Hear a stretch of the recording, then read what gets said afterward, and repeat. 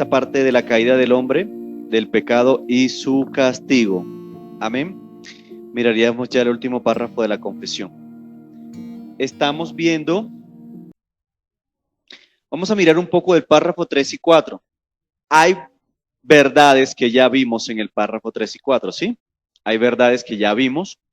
Entonces, digamos que solo sería repasito. Sin embargo, se repasa para llegar a otra verdad muy importante, un par de verdades que vamos a ver. Por ahí ustedes la tienen subrayada. Ahí les escribí el párrafo, que bueno, no es tan complejo de entender, pero ya hay verdades que hemos visto, entonces sí se les va a facilitar cuando ya tengan la oportunidad de leerlo. Listo. A manera rápida, ¿qué vimos la vez anterior? Vimos dos grandes verdades. Una, la número 3, recuerden que vimos temas de debate y todo eso. Una de las grandes verdades que habíamos visto anteriormente, la verdad número 3, la más grande evidencia de que el hombre está muerto para Dios, es su pecado. Lo dice el texto de Efesios. Lo dice el texto de Efesios cuando nos muestra que estábamos muertos, ¿en qué? En delitos y pecados. Entonces, ¿cómo se evidencia la muerte del hombre? Es decir, la separación por su pecado. El pecado es una evidencia que muestra que hay una separación, hay muerte con Dios. Es más, es consecuencia, ¿sí? Y esa es la evidencia más palpable. Y lo probamos por medio de ese texto. Vimos preguntas y diferentes respuestas. Vimos cómo había hijos de desobediencia, eran a los que no son cristianos, a los impíos se les llama hijos de desobediencia, ¿sí? Vivir en el deseo de la carne, gobernados por el príncipe de la potestad del aire, vivir en el pensamiento y vivir en la voluntad de la carne, es decir, en ese pecado, sí, se le llama también hijos de ira, etcétera. Otra verdad que también vimos, la verdad número 4, es el hombre está totalmente corrompido, no absolutamente, ¿sí? Y mostramos esa diferencia. El hombre está completamente dañado, completamente corrompido en todo lo que tiene que, en todas las partes de su alma. Está totalmente corrompido, pero no absolutamente. Con eso probamos de que si el hombre estuviera absolutamente corrompido sería como una especie de animal, ¿sí? Andante, una bestia. Aunque a algunos parece que llegaran a ese nivel, ¿cierto? Pero no. El hombre más malo que usted pueda recordar en la historia no estuvo completamente corrompido. Absolutamente, no estuvo absolutamente, porque él también tenía la imagen de Dios. Y existió siempre, sí, esa gracia que nosotros conocemos. Bueno, algunos le llaman la gracia que resiste el pecado, ¿sí? Dios lo hace, es decir, Dios resiste el pecado, mostrando así que el hombre no llega a ser tan malo como él quiere serlo. ¿Listo? Porque Dios está frenando. Y eso nos probó algo muy importante. Nosotros en nuestro ser, en nuestro pecado, estamos completamente capacitados para ser muy malos. El hecho de que no seamos tan malos como llegáramos a ser es porque Dios ha tenido misericordia de nosotros. ¿Sí? Esas fueron las verdades y lo probamos también con diferentes textos, ¿no? Diferentes textos que llegamos a esas conclusiones. Muy bien, entonces miremos hoy el párrafo 3. Ahí se los tengo escrito de pronto para que ustedes vayan siguiendo. Y vamos leyéndolo y vamos haciendo el repasito de cosas que ya vimos, ¿sí? Y aprovechamos y damos lo nuevo. Dice el párrafo 3. Siendo Adán y Eva, ahí les dejé espacio para que escribieran, ¿oyeron? Y vamos a seguir con los talleres de hacerle preguntas al texto y responderlas. Siendo Adán, muy bien. Ya la primera parte la habíamos visto en el texto de Romanos 5:12. Sí, la primera parte la habíamos visto. Lo que no habíamos visto es la comparación con este llamado segundo Adán. También por un hombre la resurrección de los muertos. Ya sabemos quién es. Por un hombre la resurrección de los muertos. porque así como en Adán todos mueren, también en Cristo todos sean vivificados. Cuando usted mira el contexto de 1 Corintios 15, está hablando acerca de la resurrección. Es uno de los temas principales de 1 Corintios 15, el tema de la resurrección. Y en ese tema de la resurrección, obviamente está mostrando a Cristo como que Él va a ser la primicia. Es decir, uno de los primeros, fue el primero en ser resucitado. Hermano Freddy, pero yo veo que en la Biblia otras personas atrás fueron resucitadas. ¿Eso no es una contradicción? No, Cristo fue el primero en ser resucitado con un cuerpo especial, glorificado, ¿sí? Él fue las primicias. Y luego viene el resto. Cuando Cristo vuelve por segunda vez, eso se va a dar. Muy bien, no les quiero adelantar muchos porque la idea es que nos ayudemos y nosotros hagamos mismos la tarea. Bien, preguntas al texto. 1 minuto. Hagámosle preguntas al texto y respondamos al texto. Ahí en 1 Corintios 15, 21. No importa si la respuesta no está en ese mismo versículo o el texto, no importa, hágala. ¿Listo? Y anótela. Vamos a darnos 1 minuto para eso. Hágale preguntas al texto y también a mis hermanos y a las personas que están conectadas, si quieres, envíen sus preguntas y respuestas y yo se las puedo seguir. Yo estoy pendiente desde acá. Amén. Ahora, la otra cosa es que yo las voy a estar anotando. Entonces, tómense el tiempo. Muy bien. Entonces voy a escribir las preguntas acá. Buena pregunta. Cuando dice, todos serán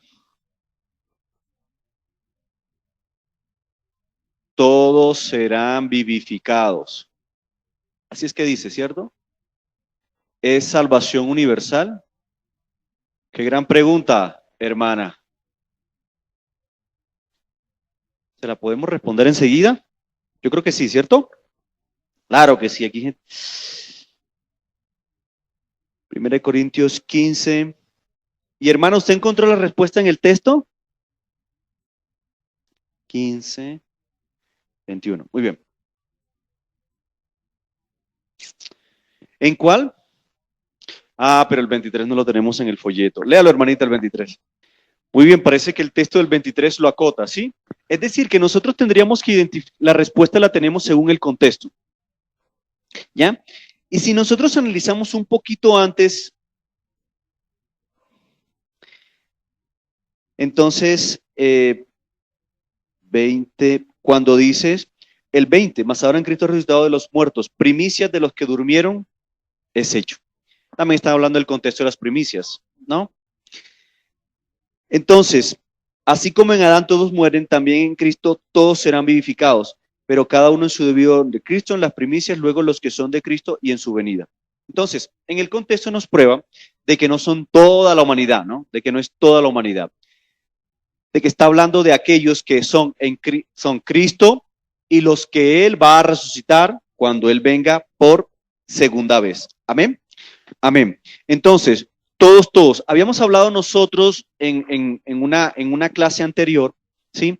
De que en Cristo nosotros no nos merecemos, cuando una persona se pregunta, yo no me merezco que me imputen el pecado de Adán. Pero recuerden que es de parte y parte, ¿no? En Adán nosotros, Dios nos imputa el pecado, ¿sí? Pero si se dan cuenta y nacemos con él, Adán nos representó.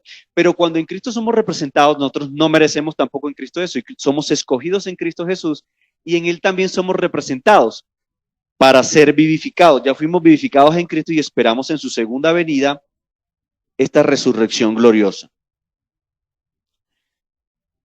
Muy bien, entonces, todos en Adán, toda la humanidad, todos en Cristo, porque ¿hay alguno en Cristo que no vaya a ser vivificado? No, todos en Cristo van a ser vivificados. Muy bien, ¿otra pregunta? Dime Juanca. Porque por cuanto la muerte entró por un hombre, también por un hombre la resurrección de los muertos, porque así como en Adán todos mueren, también en Cristo todos serán vivificados. Ahora, nosotros tenemos que mencionar que en el contexto está hablando de un tipo de resurrección, ¿no? Cuando tú miras el contexto del versículo 20 y tú miras en el contexto en el versículo 24, te das cuenta de que está hablando de una resurrección para ser vivificado, ¿sí? Nosotros sabemos, bueno, esa parte no la menciona el texto, pero nosotros sí sabemos de que toda la humanidad va a ser resucitada, ¿listo? No sé si sabían eso, ¿sí? Que todos los humanos van a ser resucitados. Unos para... Muy bien. Pero si tú analizas en el texto, la resurrección que está hablando ahí es la resurrección para ser vivificados en Cristo. ¿Sí? Esa sería la que me contextualiza. Entonces, por la muerte entró por un hombre, también por un hombre la resurrección de los muertos. Es que es la comparación. Cuando uno mira el texto completo, está hablando de los dos Adán, ¿no? El primero y el segundo Adán. Entonces, en el texto me está diciendo, por la muerte entró por un hombre. Es la comparación que así como por la muerte entró por un hombre, ¿por quién va a entrar la vida? Por un hombre también. Por un hombre entró la vida y por un hombre entró la muerte. ¿Sí? Es lo mismo, es la manera de decir cómo Dios se glorifica en mostrar que si bien el primer hombre que se puso la esperanza en él falló, en el segundo hombre en donde se puso la esperanza fue triunfante. ¿Sí? Sería esa como también la idea que se trata de transmitir. Muy bien. ¿Alguna otra pregunta?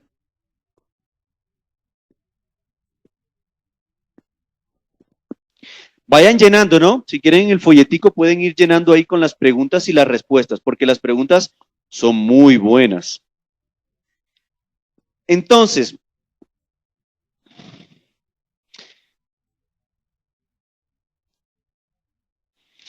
preguntas muy sencillas y muy básicas, unas preguntas que pueden ser altruistas, ¿sí? ¿Estoy yo dentro de aquellos de los cuales voy a ser resucitado? ¿Merezco que Dios me resucite?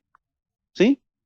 Podríamos hacernos esas preguntas ya un poco más aplicadas y personales, ¿sí? ¿Merezco la resurrección que Cristo me dé? ¿Cristo me va a resucitar a mí? Háganse estas preguntas, ya son un poco más personales y son importantes en el texto, ¿no?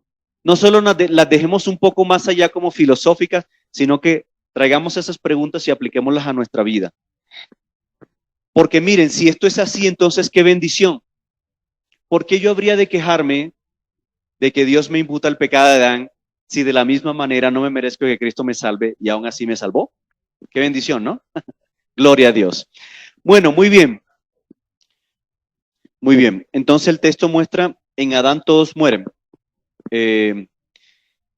Para aquellos que de pronto están en línea, quiere decir que cuando dice aquí, cuando entró la muerte por un hombre y está mencionando a Adán, le está dando validez al Génesis, ¿sí?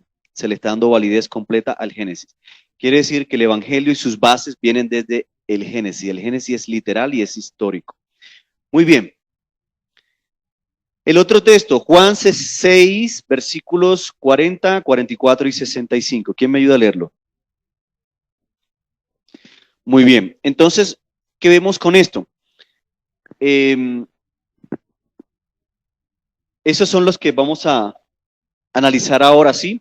Con las preguntas que ustedes puedan, vamos a hacerle. Recuerden que estamos viendo la parte que dice que el Señor Jesucristo es el que nos libera de todo esto que hemos estado hablando, de la caída, del pecado, del castigo, ¿sí? De todas estas cosas que hemos estado analizando, Cristo. Entonces, este texto pregunta, ¿qué tiene que ver con eso?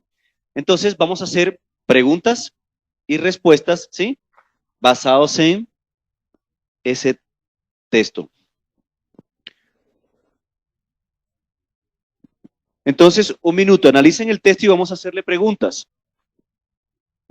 Es Juan 6, 40, 44 y 65. Muy bien, ¿alguien tiene preguntas ya? Dígame, hermanita.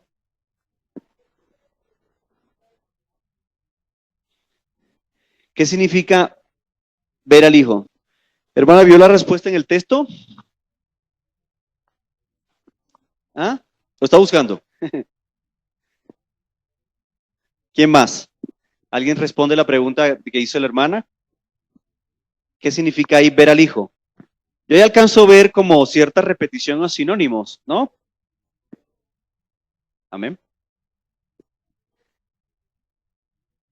Entonces, el que ve al Hijo y cree en Él. Entonces, parece que fueran dos cosas como diferentes, ¿no?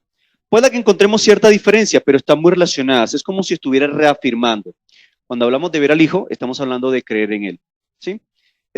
Es como cuando a usted le toca, por ejemplo, Le toca tender la leche, ¿no?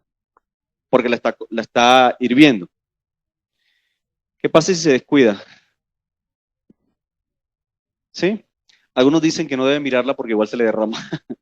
Pero no, es estar mirando a Cristo, ¿no? Eso quiere decir que para mirarle yo tengo que creer en Él, todo lo que me ha dicho, todas estas cosas, pero es una forma, y la Biblia lo menciona en otros textos, es como cuando se aparta la mirada para otros lados, ¿no? Y cuando uno aparta la mirada para otros lados tiende a desviarse, con la persona que va manejando un carro y mira para otro lado, entonces no está concentrada, pueda que se estrelle. Cuando la mirada está puesta en otro lado, como hay tendencia a desviarse, ¿no? Eso ocurre. Ver al Hijo es importante aquí en el sentido de creer en Él, ¿no? Y ahí se ven las consecuencias, vida eterna y lo demás. Todo aquel que ve al Hijo. Mirad, no sé si han escuchado el testimonio de cómo se convirtió Charles Spurgeon cuando le predicaron en Isaías, mirad, mirad, mirad a Dios. Que le predicaron, mirad a Dios, solo tenemos que mirarlo a Él. Claro, una mirada a Dios significa, una mirada a Cristo significa estar pendiente de Él, estar concentrado, estar creyendo en Él, sí, no desviar la mirada ni a derecha ni a izquierda, etc. Dime, Adriana, preguntas. Yo no lo veo. ¿Sí? Qué buena pregunta, ¿no? Bueno, no es una pregunta directamente del texto, pero claro que es una buena pregunta. ¿Cómo le respondemos?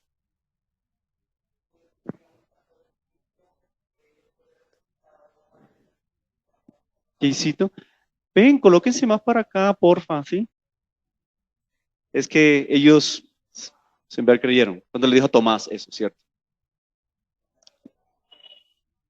Muy bien. La pregunta entonces de Adriana es, ¿cómo le explico a una persona si él me dice que él no ha visto a Cristo? ¿No? ¿Sí? ¿Cómo le explico acerca de él y cómo creer en él? Claro. Pues sí, Jason nos dice claramente nosotros tenemos las escrituras. Tenemos las escrituras, claro. Tenemos una evidencia escritural, tanto en el Antiguo como el Nuevo Testamento, acerca de las profecías y todo esto. Claro, una de las formas es ir a la Escritura, mostrar en la Escritura que Cristo existió, ¿sí? La persona lo que normalmente hace cuando se le presenta esto, la persona dice, pero las Escrituras son confiables, es histórica, o le dicen, esos son cuentos más, pues ahí tendríamos que probarle que la Escritura también es un libro histórico, ¿no? No es un libro de fantasías, es un libro histórico. Es más, a mí una vez se me preguntan, ¿cómo tú crees en Dios si tú no lo has visto? Si no lo hemos visto, yo le digo, no, es que yo tengo un escrito en donde personas vieron a Dios caminando aquí en la tierra. Yo les digo así, a Dios, mucha gente lo vio caminando aquí en la tierra como tú y como yo. No lo vieron caminando. Fue Jesucristo. Dios caminó aquí en la tierra. Una de las últimas formas en la que Dios se manifestó es que Él vino como un hombre y vino aquí en la tierra. Y hay prueba histórica contundente de eso. Incluso que murió y que resucitó. Amén. Sí, la fe parte de nosotros, Dios nos diseñó con ella, ¿sí? Somos personas que creemos, somos personas diseñadas para querer y adorar. Y la Biblia usa, sí, muchos sinónimos y figuras para hablar de la fe. Ver, escuchar, oír, a veces palpar, comer, tener sed, tener hambre. Usan muchas figuras para hablarnos de esa fe. Muy bien, cuando Dios nos da vida, entonces es porque ponemos nuestra fe en Cristo Jesús. Dime. Muy bien. Pregunta el texto. ¿Por qué dice, yo le resucitaré en el día postrero? El texto nos ayuda a responder. Amén. Bueno, sí, de pronto en el texto no tan específico, ya lo habíamos visto en Corintios. Recuerden que la resurrección del alma para la gloria de Dios ya se puede dar en esta vida, ¿no? La resurrección del alma. Somos vivificados en nuestra alma ahora y la vida eterna arranca desde ya. Recuerden, la vida eterna no empieza después de la muerte. La vida eterna empieza desde ya. Dios la regala en la resurrección del alma. ¿Qué es lo que falta? La resurrección del cuerpo cuando Cristo vuelva. Amén. Entonces, dice la pregunta, yo le resucitaré en el día postrero. ¿Cuándo lo dice? Lo dice incluso dos veces, en el 40 y en el 44, para hacer énfasis. Una vez creemos en Él, dice, tengan vida eterna y yo les resucitaré en el día postrero. Sinónimos, ¿no? Vida eterna implica que debe haber resurrección en el día postrero. Es importante aquí, básicamente lo que está diciendo es, si lo parafraseamos, Cristo está diciendo, el que ve al Hijo y cree en Él, yo le voy a resucitar para vida eterna, para que Él continúe con la vida eterna. Y aquí el concepto de vida eterna, bueno, no es tan detallado, pero nosotros sabemos de que la vida eterna con Cristo, la vida eterna significa relación con Cristo, en este caso, ¿no? Muerte eterna es separación completa de Dios. Vida eterna sería relación eterna con Cristo, con Dios. Muy bien. Por eso lo repite, si el Padre me envió no le trajera, yo le resucitaré en el día postrero. Importante algo que pasa aquí es, de pronto veo que no han hecho la pregunta, y es, ¿cómo llegamos a Cristo? ¿Sí? ¿Qué tiene que pasar para ir a Cristo? Sí, claro. Cuando dice, ninguno puede venir a mí, y cuando habla de ver al Hijo, creer en Él, ¿sí? Dios no es el que cree, lo que creemos somos nosotros, ¿sí? Nosotros hacemos la acción de ir a Dios, sí, ahí lo está diciendo, hacemos la acción, pero ¿qué es lo que ocurre antes? Ya nosotros sabemos que Dios es el que nos lleva a Cristo. Entonces, ninguno puede venir a mí si no le fuere dado del Padre. Muy bien. Entonces, es interesante que incluso en el contexto de Juan 6 también nos dice que cuando aquel que va a Cristo, Dios no le echa fuera. ¿Sí han leído de pronto en el contexto? ¿Sí?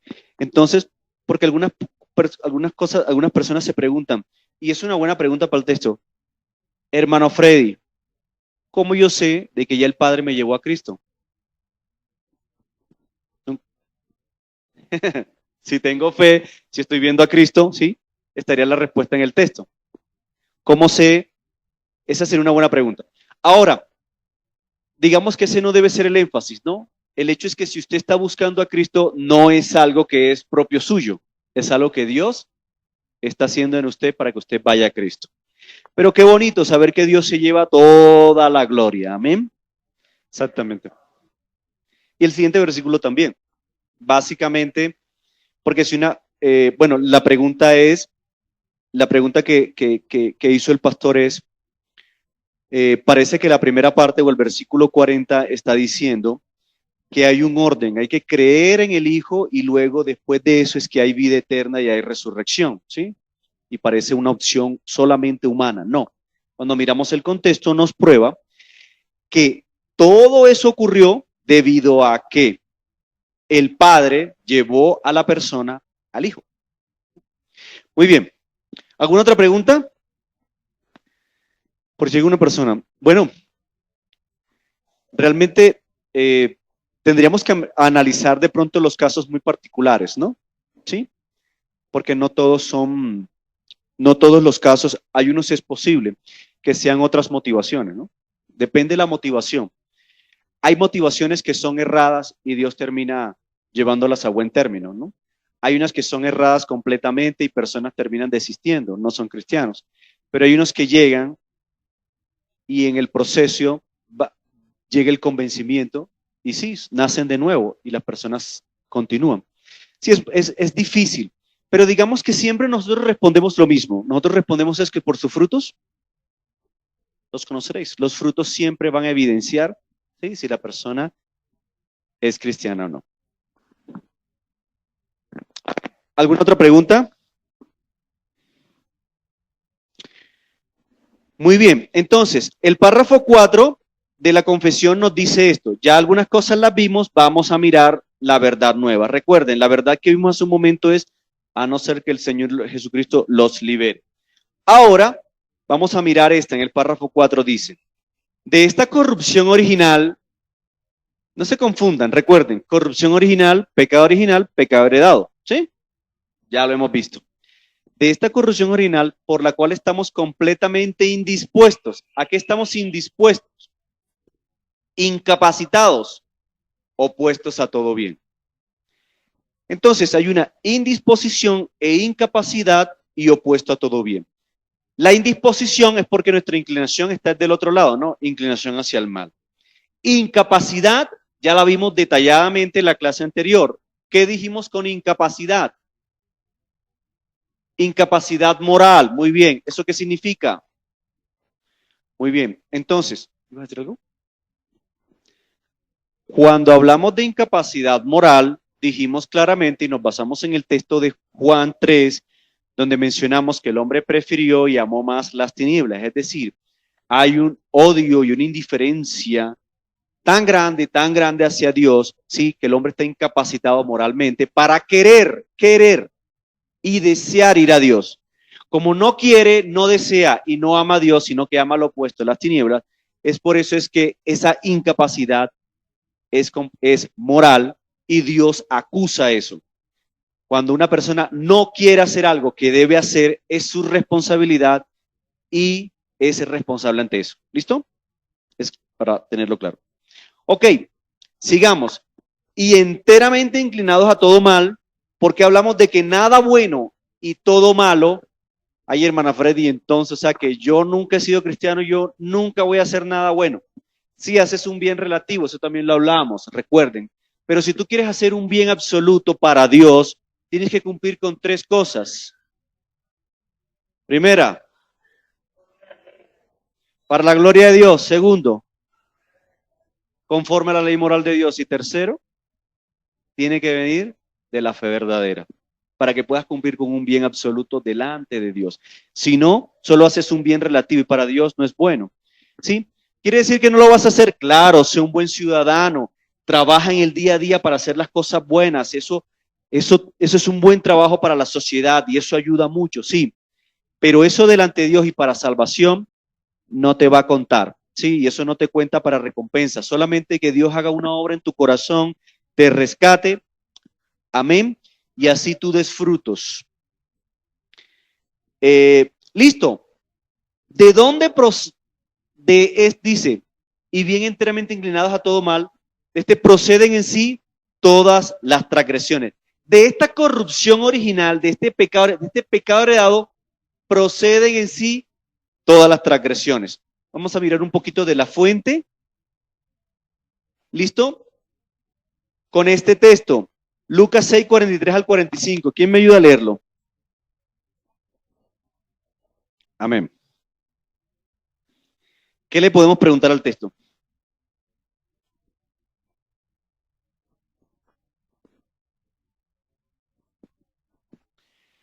Lucas 6, 43 al 45. Sí, bueno, yo veo uno al final. Me dice algo así como hablar bien. Hablar cosas. ¿Sí? Tiene algo que decir con hablar bien, ¿no? Hablar bien. Muy bien, hacer lo bueno. Cuando nosotros miramos el contexto, tendríamos que mencionar que lo bueno tiene que ir conforme a lo que ya hablamos, ¿sí? La ley de Dios, todo lo demás. Muy bien. ¿Qué más podemos decir? Hermanita Elizabeth, ¿usted tiene una pregunta?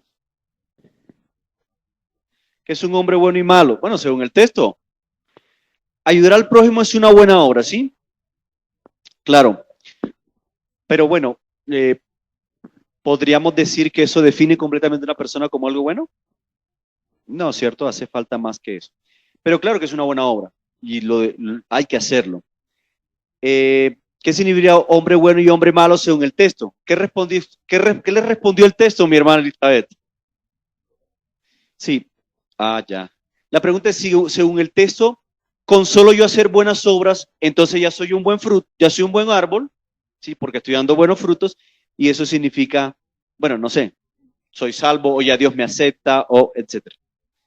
Listo, es una buena pregunta. Se puso bueno esto. Dime, Jason.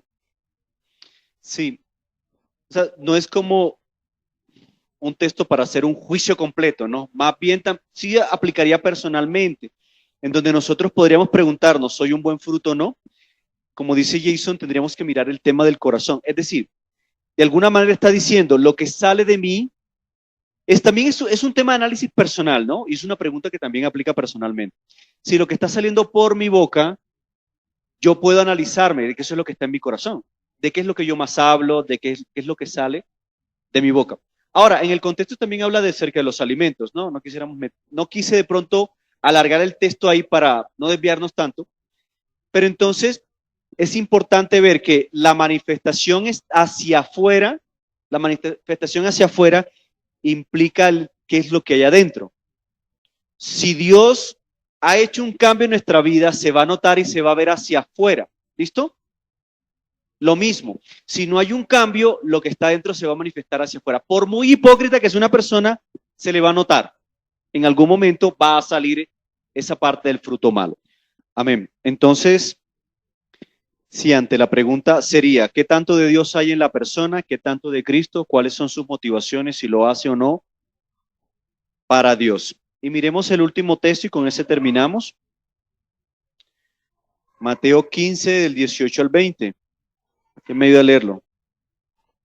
Bueno, muy bien. Entonces, mi hermanita Nancy decía, hacer buenas obras es el resultado de una fe verdadera. Muy bien. Ok. En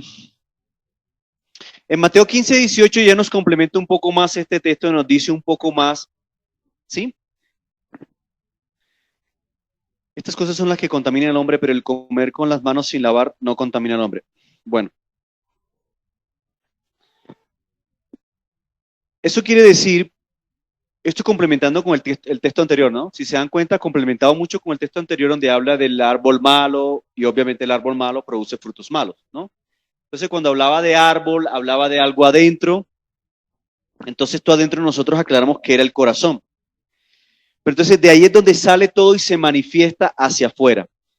Y recuerden que la verdad está relacionada como que esa corrupción original, que ¿dónde radica? ¿Dónde está radicando esa corrupción original o ese pecado heredado? ¿Dónde está? Ya dijimos que en él está en el corazón. Algo que se me olvidó preguntar, y es una buena pregunta para el texto, es ¿qué es el corazón? Acá está también, ¿cierto? Porque del corazón. ¿Qué es el corazón? Hermano Freddy, es ese órgano que está aquí, que bombea un poco de sangre al cuerpo. ¿No es muy obvio?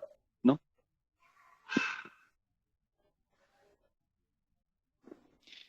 Entonces, el corazón, como lo están diciendo, es todo el asiento de la personalidad, ¿no? Toda la parte, la personalidad de alguien.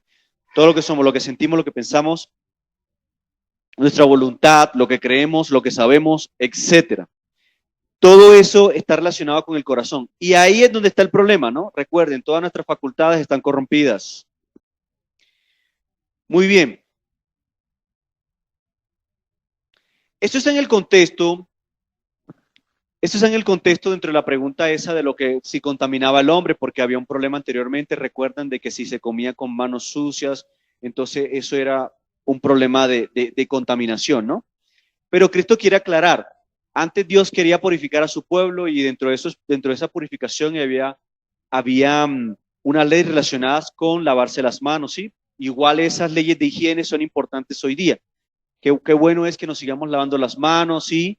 Recuerden este tema del COVID, para comer, no ingiramos gérmenes en nuestro cuerpo, etcétera. Pero Dios lo hizo pecado para que se diferenciara ese pueblo del resto.